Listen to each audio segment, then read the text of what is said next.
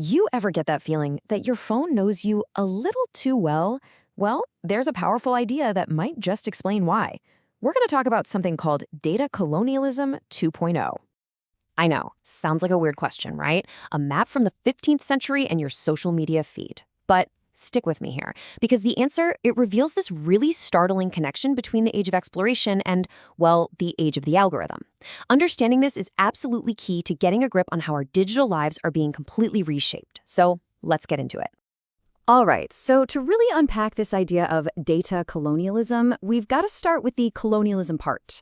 So let's travel back a few centuries to a single legal idea that, and I'm not exaggerating, literally changed the map of the world. And that concept is called terra nullius. It was basically the legal justification for centuries of colonial expansion. Colonizers would show up, see lands that had been inhabited for millennia, and just declare them empty of any kind of ownership they recognized anyway. It was this legal trick, really, that turned what was essentially theft into settlement. So hang on to that idea, nobody's land. It's going to be important.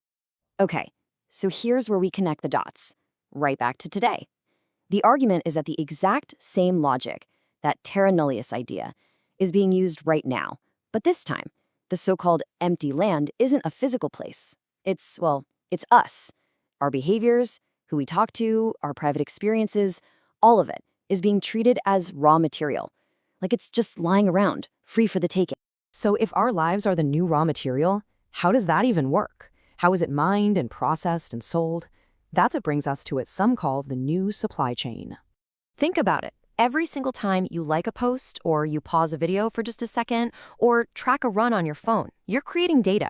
And we're not talking about the stuff you choose to share, like posting a photo. No, this is more like the digital exhaust fumes of your life. It's called behavioral surplus, and that is the new oil. It's the resource this entire system is designed to suck.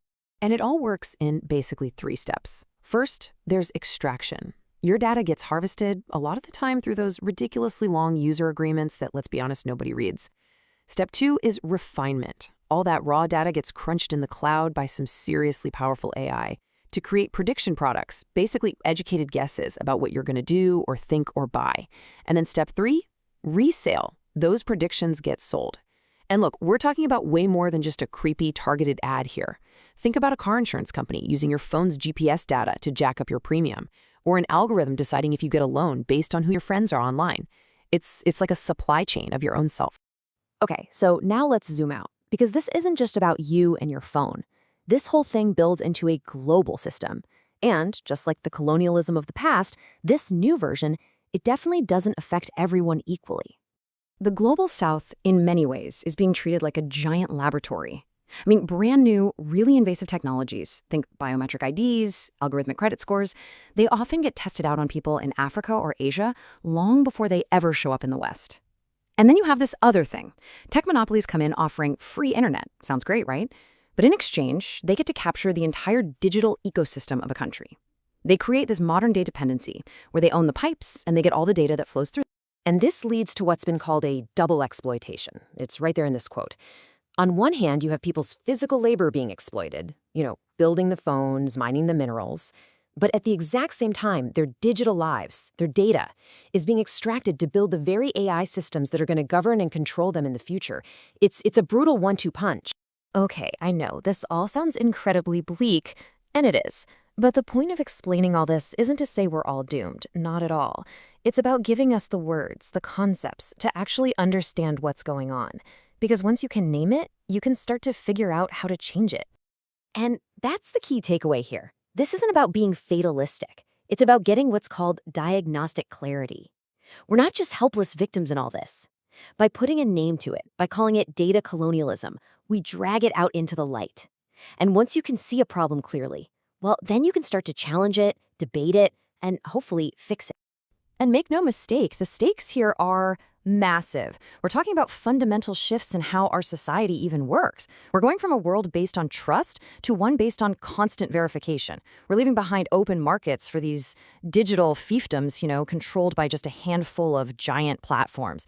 And we're trading sovereignty for this new kind of data colonialism. This is like a complete rewrite of our social DNA.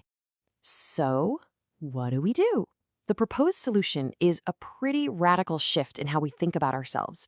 We have to stop being passive users who just click agree on endless terms of service. Instead, we need to start thinking of ourselves and demanding the rights of digital citizens. So what does that even mean, rights of a digital citizen? Well, it could include things like cognitive rights, the basic right to mental privacy, to keep our thoughts from being mined. How about temporal rights, the right to just disconnect, to not have to be on 24/7? And maybe most importantly, algorithmic due process. If an algorithm denies you a loan or a job, you should have the right to an explanation, the right to know why. Which, at the end of the day, leaves all of us with a pretty stark choice. Are we going to live in the fiefdom of the platform, a world built for the benefit of tech giants, where we are the product? Or are we going to fight to build a republic of the human, a digital world based on actual rights and human dignity? That's the question we all have to answer.